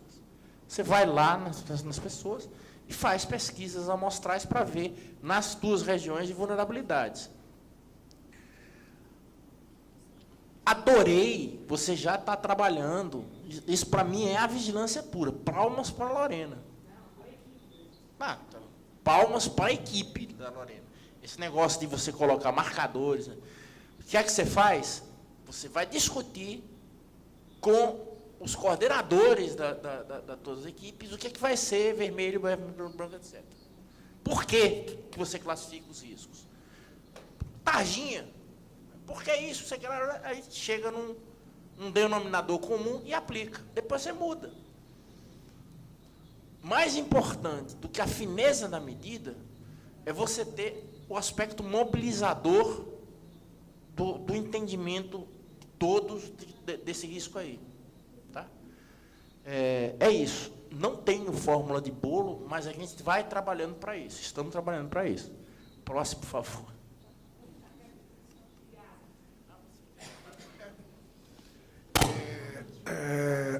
Só uma coisa com relação a isso, eu acho que você tem que criar uma camada, uma base de o que são os principais indicadores de vigilância socioassistencial, baseado no nível subnacional. E aí, isso tem a ver com o cadastro único, como o Marco muito bem falou. Se você pega 40 milhões de pessoas, Dividido por 200 mil funcionários, você corta em cima, corta embaixo, 40 mil por 200 questionários por funcionário da assistência, desde a moça do cafezinho até o secretário. Então, o que você vai fazer é o seguinte, vocês vão viver fazendo 5 questionários por dia. Ou, se você botar botar por domicílio, um questionário todo dia. Isso é um trabalho brutal. Não adianta vocês fazerem esse trabalho, não fazerem, porque se não fizerem, o indicador não vai indicar o que vocês precisam. E se vocês fizerem, não usarem essa informação. Então, isso vem de uma iniciativa que eu acho que vai no sentido de vocês se conscientizarem também que usar o cadastro... vocês já têm o trabalho, já está nas costas de vocês, gente. Vocês só precisam usar as informações agora e cuidar dessa criança, dar uma geral nela. Então, eu acho que, basicamente, é um trabalho de muito fôlego, de muita coisa a ser discutida, mas de lapidar o que está pronto e que existe hoje, que, no fim do dia, cai no colo de vocês. Vocês gostando ou não. Então, se aproveitem e usem isso. Desculpem a super sinceridade da pessoa aqui. Boa noite. Eu sou Catarina, sou do Ceará, do município de Maracanaú. E aí eu acho que pega até o gancho que você está falando agora. Assim, a gente vem vendo o cenário, né, das equipes de vigilância no país, né, a gente vem dialogando, né, ontem e hoje, sobre como estão estruturadas, né, como a dificuldade de execução da vigilância assistencial nos municípios e de a gente sentir essa necessidade de ter alguns direcionamentos, algumas orientações do próprio MDS para a gente não ficar fazendo as coisas assim, né, por exemplo, como você falou, o município tem acesso, mas aí cada município vai fazer do seu jeito, né? Aí eu acho que cabe essa reflexão.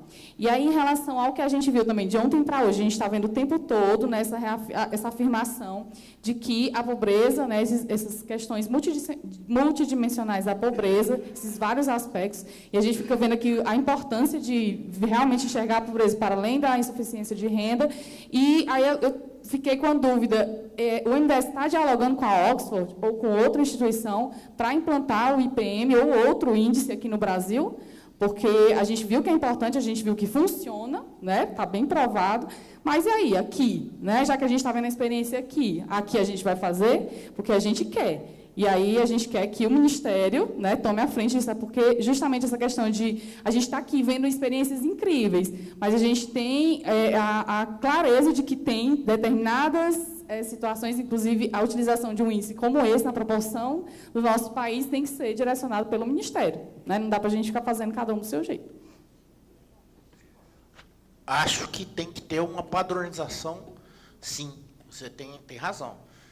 Com alguma flexibilidade. Eu tenho certeza absoluta que um dos erros que nós temos enquanto SUAS, aí, nessa hora aí, a minha equipe vai querer me matar. Mas é um erro mesmo, é que a gente fixa muitas coisas. A norma RH, a tipificação, aí você vai nos detalhinhos, não sei o que lá e tal, e aí, no fim, lá no município, o que acontece? Acontece, por exemplo, que só 30%, vocês não viram, ou viram só quem estava com CRES, só 30% dos 27, alguma coisa por cento dos CRES tem a equipe adequada, a NOB RH. Menos de 30% tem a equipe adequada. Por quê? Porque você fixou uma equipe que é aquela danada da gota, né? Aquela tampa, aquela boazona mesmo, não sei o que lá e tal. E os municípios não têm capacidade para ter o tal do advogado. Você botou que é imprescindível ter um advogado no CRES, porque se não tiver um advogado no CRES, né, não é possível ter.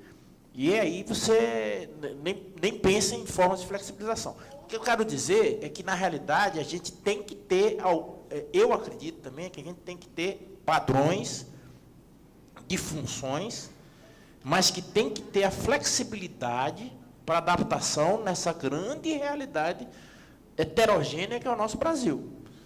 Se eu começar a criar um manual de como é que devem ser as coisas, né, tintim por tintim, a gente mata a vigilância, não ajuda a vigilância.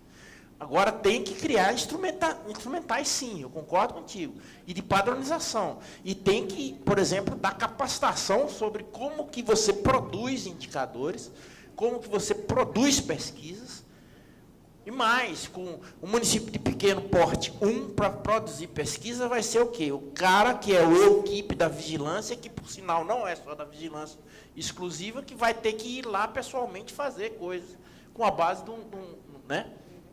Talvez não precise também no pequeno porte 1. Lembram que eu falei de indicadores com realidades muito complexas ou indicadores mais observacionais em realidades muito grandes. Vamos falar assim, se você for lidar com tua família, os teus indicadores são muito menos formalizados, mais perceptíveis na tua observação, do que se você for lidar com tua equipe de trabalho, ou com toda a prefeitura, ou com todo o teu município.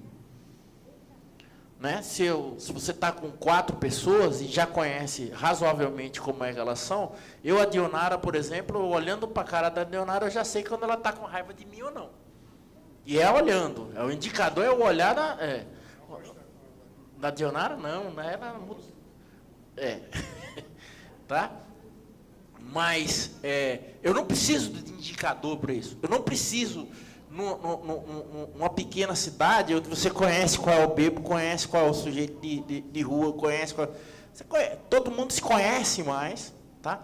De indicadores ultra sofisticados. Mas preciso, em cidades médias, em cidades grandes e em metrópoles. Preciso sim, e preciso muito. Mapa falado funciona muito bem em pequeno município. Você vai e pega quais são as percepções da tua equipe em relação de o que está pegando aqui no bairro do Curió. Não, no bairro do Curió o que tem ali é que, na realidade, tem um prostíbulo, tem a gangue tal que está funcionando, não sei o que lá, não sei o que lá, não sei o que. Aí você, joga aí, qual é a fonte de violência, não sei o que lá e tal, não tem água, etc. Se conhecem mais.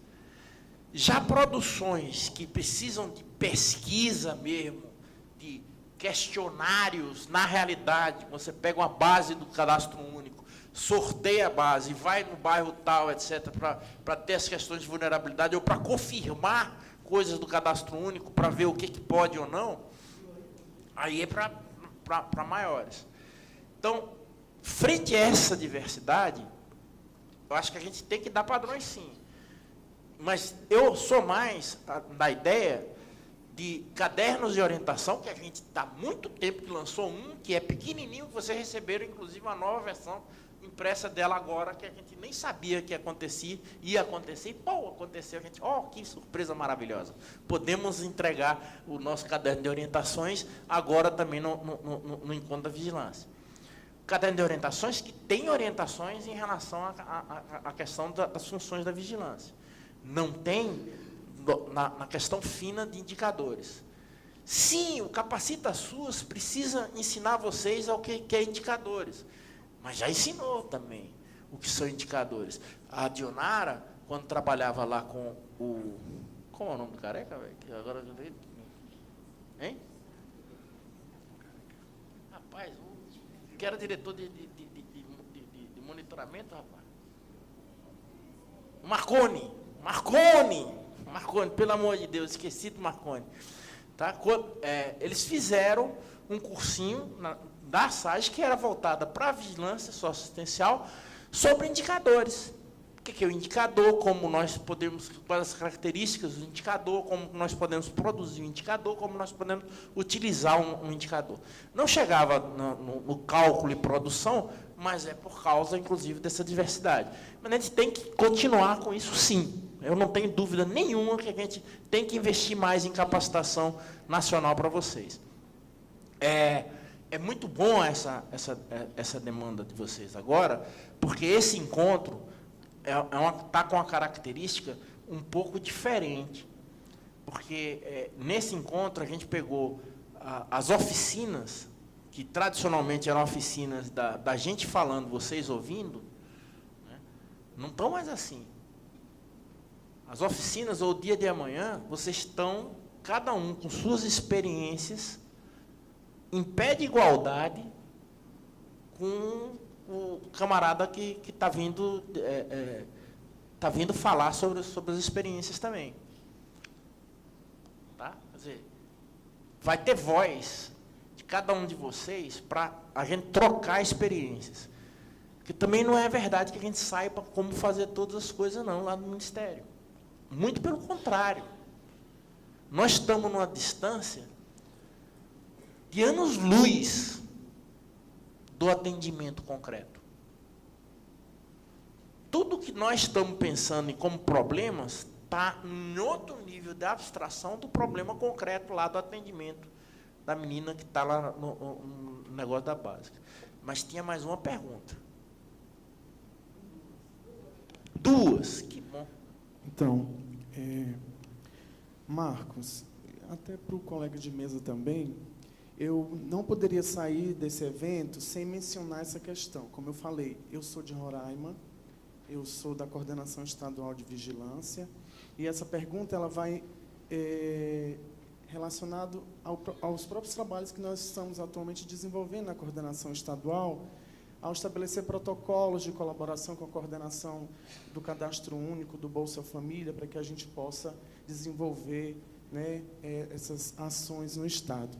Mas eu não poderia vir nesse encontro sem falar da situação de vulnerabilidade extrema que o Estado de Roraima hoje vive em situação da imigração venezuelana no Estado.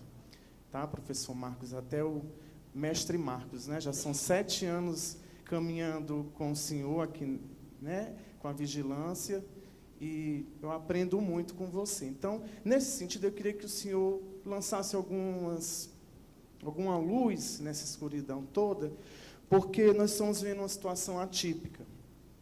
São praticamente 1.000 venezuelanos por dia que entram no Estado, de uma população de 500 mil habitantes. Né? Tudo que eu pensava que fosse vulnerabilidade na minha vida, e que eu tinha estudado nesses 7 anos com vigilância, eu passei a redimensionar tudo isso, porque eu me formei no Ceará, em Sociologia, e em Pernambuco eu fiz Antropologia, e eu fui muito próximo dessa situação de pobreza. Era uma pobreza que você olhava nos olhos e você via uma esperança, porque o outro ano vinha, a chuva ia cair, ia ficar tudo verde, e tudo ia, o ciclo ia se renovar. Esse desespero que eu vejo dessa pobreza e dessa situação de vulnerabilidade que eu vejo dessa imigração é completamente diferente quando o colega fala da entender a vulnerabilidade do aspecto qualitativo. Nesse sentido, o índice de homicídios, Boa Vista tem 380, 400 mil habitantes, com o problema da abertura da fronteira, nós saltamos o índice de homicídio de 4 a 5 homicídios diários por arma de fogo na cidade de Boa Vista. Uma cidade que nós não tínhamos isso. Então, um descontrole total em relação à entrada dessas armas, ou seja, nós perdemos o controle, professor mestre Marcos. O que eu lhe pergunto é o seguinte: como nós que estamos dando assistência à coordenação do programa do Cadastro Único, do programa Bolsa Família, eu lhe pergunto, como é que o senhor pode nos ajudar em fazer indicações de como é que o Cadastro Único ele pode ser utilizado para a gente levantar dados, fazer um mapeamento dessa população e aí um direcionamento da política no Estado, nos municípios, em relação a essa população, esse GPTS, né, população em situação de rua. Porque você tira 500 de uma praça hoje, amanhã já tem 300. Então, nós já montamos 10 abrigos, só em Boa Vista, e não dá conta. Como é que o Cadastro Único ele pode nos ajudar? De que forma? Eu queria que o senhor me ajudasse com isso, que aí eu vou levar essa sua fala. E o Bolsa Família, de que forma esse cobertor, que é o Bolsa Família, ele pode, já que, como o colega falou, nós estamos vendo de uma situação de contingenciamento orçamentário, como é que o Bolsa Família poderia, em certo sentido, dar um cobertor ou alguma situação de proteção social a essa situação que nós estamos vivendo. Tá certo, professor? Mestre Marcos, muito obrigado. E é isso. Agradeço o negócio de mestre, mas eu era mais mestre quando eu estava dando aula, mas não dou mais, e até quando estava dando aula, gosto muito do mestre, não. Mas não é que eu tenha me sentido ofendido, eu até me sinto lisonjeado, mas não é para tanto, não precisa dessa questão de mestre, nem de doutor, né? E talvez nem de senhor, me trate por você, porque nós estamos numa posição de iguais aqui, na vigilância, ou levando a vigilância. Eu, cadastro único, até também poderia me arriscar. Eu acho que, na situação dos venezuelanos, o cadastro único não pode te ajudar muito. Porque ele não tem a velocidade necessária para a situação que você está enfrentando. A situação que você está enfrentando é a situação de emergência. Nas situações de emergência, eu te recomendo fortemente que você vá beber na fonte das pessoas que estão acostumadas a verificar como é que é a situação de emergência, defesa civil, gestão de emergências mesmo. Por que você precisa lá com os venezuelanos? E já era para ter, e eu acho que tem mesmo em nível federal, mas tem de um jeito um pouco esquisito. É uma sala de situações, você definir claramente quais são os indicadores que você vai ter de mudança da situação de emergência. Tá? Você está me dizendo que está entrando 1.000 venezuelanos por dia. Eu sei. Tá? São 1.000, são 2.000, são 500, são 300? Continuam com fluxo? Continuam agora? Era ontem, mês passado, uma semana? Isso é muito importante quando você está lidando com uma situação desse tipo, desse montante de coisas. Porque dependendo, um dos problemas que nós vamos ter vamos chamar assim, a compressão do problema no tempo. Você chega, estão entrando 1.000 venezuelanos. Sim, mês passado estava entrando, agora não está entrando mais nenhum. Você entendeu? Então, você fica com um problema aí de medida. Então, você tem que definir, né, as duas variáveis críticas, que você vai conseguir como crítico, que possam ser mensuráveis, que não adianta de nada você definir tua variável crítica, e aí você chegar assim e dizer, não, eu vou usar a pesquisa nacional por amostra de domicílios para ver quantos imigrantes entraram em nível nacional, para ver o problema dos venezuelanos. Porque aí você só vai ter, daqui a 3 meses, a situação de hoje, e em nível nacional e não em nível lá de Roraima mesmo, ou na entrada lá para Roraima. Você está entendendo o que eu quero dizer? Você tem que ter coisas que sejam mensuráveis, e aí você tem que achar o que eu chamo de achar o teu setor de embalagem e papelão. O que é o setor de embalagem e papelão? É um setor que todo economista usa para verificar como é que vai estar daqui a pouco a atividade econômica. Porque se tem muita, você vai lá e pesquisa só quanto de embalagem e papelão estão comprando. Você vai lá na boca da fábrica e pergunta, fulano, quanto compraram de tu? E de tu, e de tu, e de tu. Aí, de uma maneira rápida, você pega o seguinte, porque quando compram muito no setor de embalagem e papelão, é porque estão pensando em produzir muito. Então, vai ter uma retomada de, pelo menos, de uma produção muito, muito grande lá para frente. Esse setor de embalagem e papelão é na medida, por exemplo, de você contar quais são os caras que estão entrando na fronteira. Depois você tem que ver qual é o perfil, se está mudando ou não o perfil dos caras que estão entrando na fronteira. Tá? Não sei se é um fenômeno que vai ficar duradouro o tempo todo. Depois, as outras coisas críticas que você tem que montar lá, que eu acho que são mesmo de pesquisas por observação direta. E algumas coisas que você vai fazer, não tenha receio, faça de percepção mesmo da tua equipe, se for grande. Bota assim, vermelho, branco, laranja, não sei o quê, qualquer coisa assim, e diga o seguinte, olha, você acha que piorou ou melhorou a situação da gente de conseguir dar articulação desses caras para eles saírem daqui de Roraima para irem na interiorização do país? Se você não conseguir ter indicadores mesmo. Porque o que você vai precisar, nessa sala de situação, são indicadores de emergência. Situações de emergência, tem que ter indicadores de emergência. Não adianta eu querer indicadores permanentes desse negócio. Não vão ter. E o cadastro único não tem a velocidade, a não ser que você tenha uma super equipe de cadastro único, que cadastre esses venezuelanos com alguma marca especial, e que diariamente você saiba quantos venezuelanos estão entrando por meio do cadastro único. E aí tem o perfil deles, por meio do cadastro único. A questão da população de rua no cadastro único é uma tentativa de existir em nível nacional, não é necessariamente por conta dos venezuelanos que estejam em situação de rua, em nível nacional, de você ter um mapeamento da população de rua. Hoje, na outra mesa, a gente estava discutindo até isso, que eu estava na média complexidade.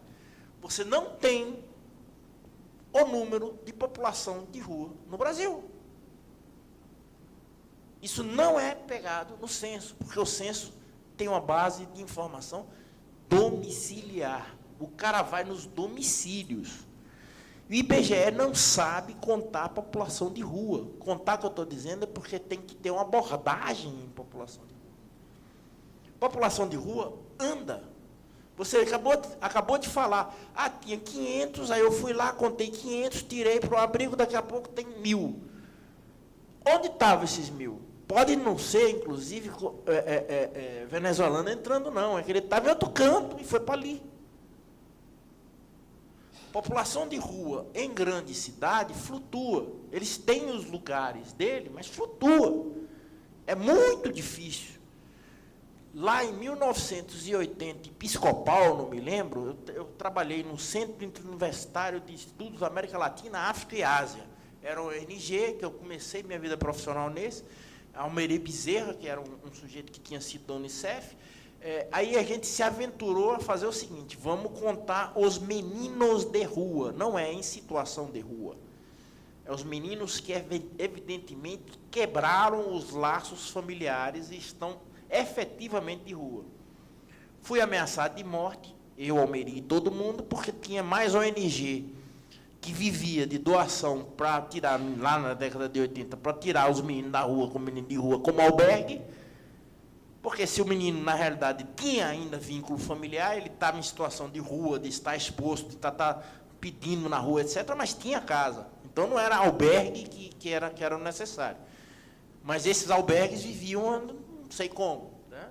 Claro que o cara que estava no albergue não estava na rua, por aí vai. Mas contar é uma loucura.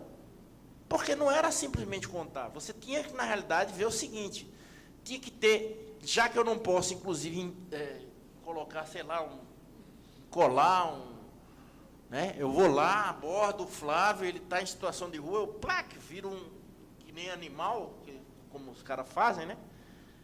Marcar, né, o negócio, já que eu não posso fazer isso, e vai durar vários dias, porque a não ser que você tenha muita gente para abranger, sei lá, a cidade toda. Né, para fazer ao mesmo tempo. Você duplamente conta. Então, para que era o cadastro único? O cadastro único era uma forma, inclusive, de fazer o seguinte, já que eu não posso contar a população de rua, mas se a população de rua souber que existe o benefício do programa Bolsa Família, entre outros benefícios, pode vir a mim e eu conseguir contá-la. Por isso que a população de rua está lá no cadastro único. Não é para resolver o problema do venezuelano. Eu não vou conseguir, com o cadastro único, sinceramente, com o cadastro único, por mais, inclusive, que você cadastre os venezuelanos, sim, para eles terem acesso se houver essa orientação, né? Eu não sei se há essa orientação, mas não para enfrentar a situação de emergência. A situação de emergência exige da vigilância e até do pessoal de cadastro, uma sala de emergência, a definição de indicadores claros de se você está saindo ou não da situação de emergência, parou ou não parou. Houve eleições agora. Pode parar. Tá? Pode não parar. Tá? Tem que ver. E o que faz com os venezuelanos que lá estão? É tipo sala de emergência, que a gente pode ter situações em que a gente tenha situações de crise que faz, sim, salas de crise. Perigo. Fazer salas de crise como eu já vi várias salas de situação, Dionara está até olhando para mim, o Flávio também, a gente ia para a sala de situações da Zika. Né?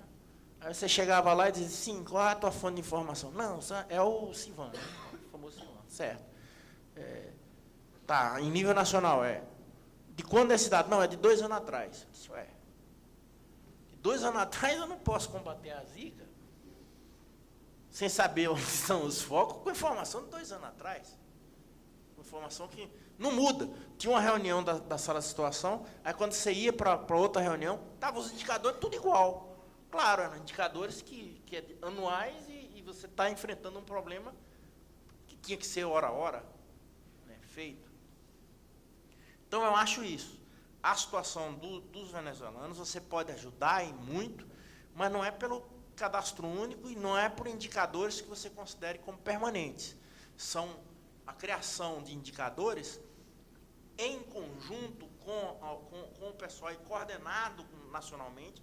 Não é um problema que Roraima vai enfrentar sozinho, né? Por quê? Porque, inclusive, tem uma política de saída deles para interiorização para outros estados. Se eu não me engano, a Nilzarete está lá em Roraima agora, nesse instante, que é lá do MDS, a nossa técnica que está realmente lidando com a questão dos venezuelanos. Eu acho que você já deve ter conhecido ela, né, Nilzarete. E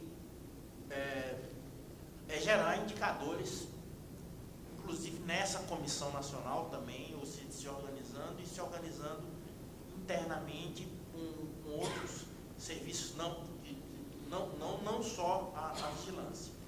Tá? Espero ter respondido a pergunta. Me alonguei para responder ela, mas merecia para talvez tirar um peso das tuas costas de achar que o cadastro único vai te dar respostas de indicadores do combate do problema gerado pelo entrada dos venezuelanos. Não vai. Não vai. Ele pode ser solução para acesso a programas ou não, mas isso é uma decisão que vai ter que ser feita lá na Senado. Enfim, tá? Mas como fonte de informações, esquece. Não tem jeito. Tinha mais uma pergunta, eu não sei se ainda permanece. Eu vou finalizar porque nós já chegamos no nosso horário. Marcos, Flávio, muito obrigado. Obrigada, pessoal, por vocês terem permanecido conosco até esse momento.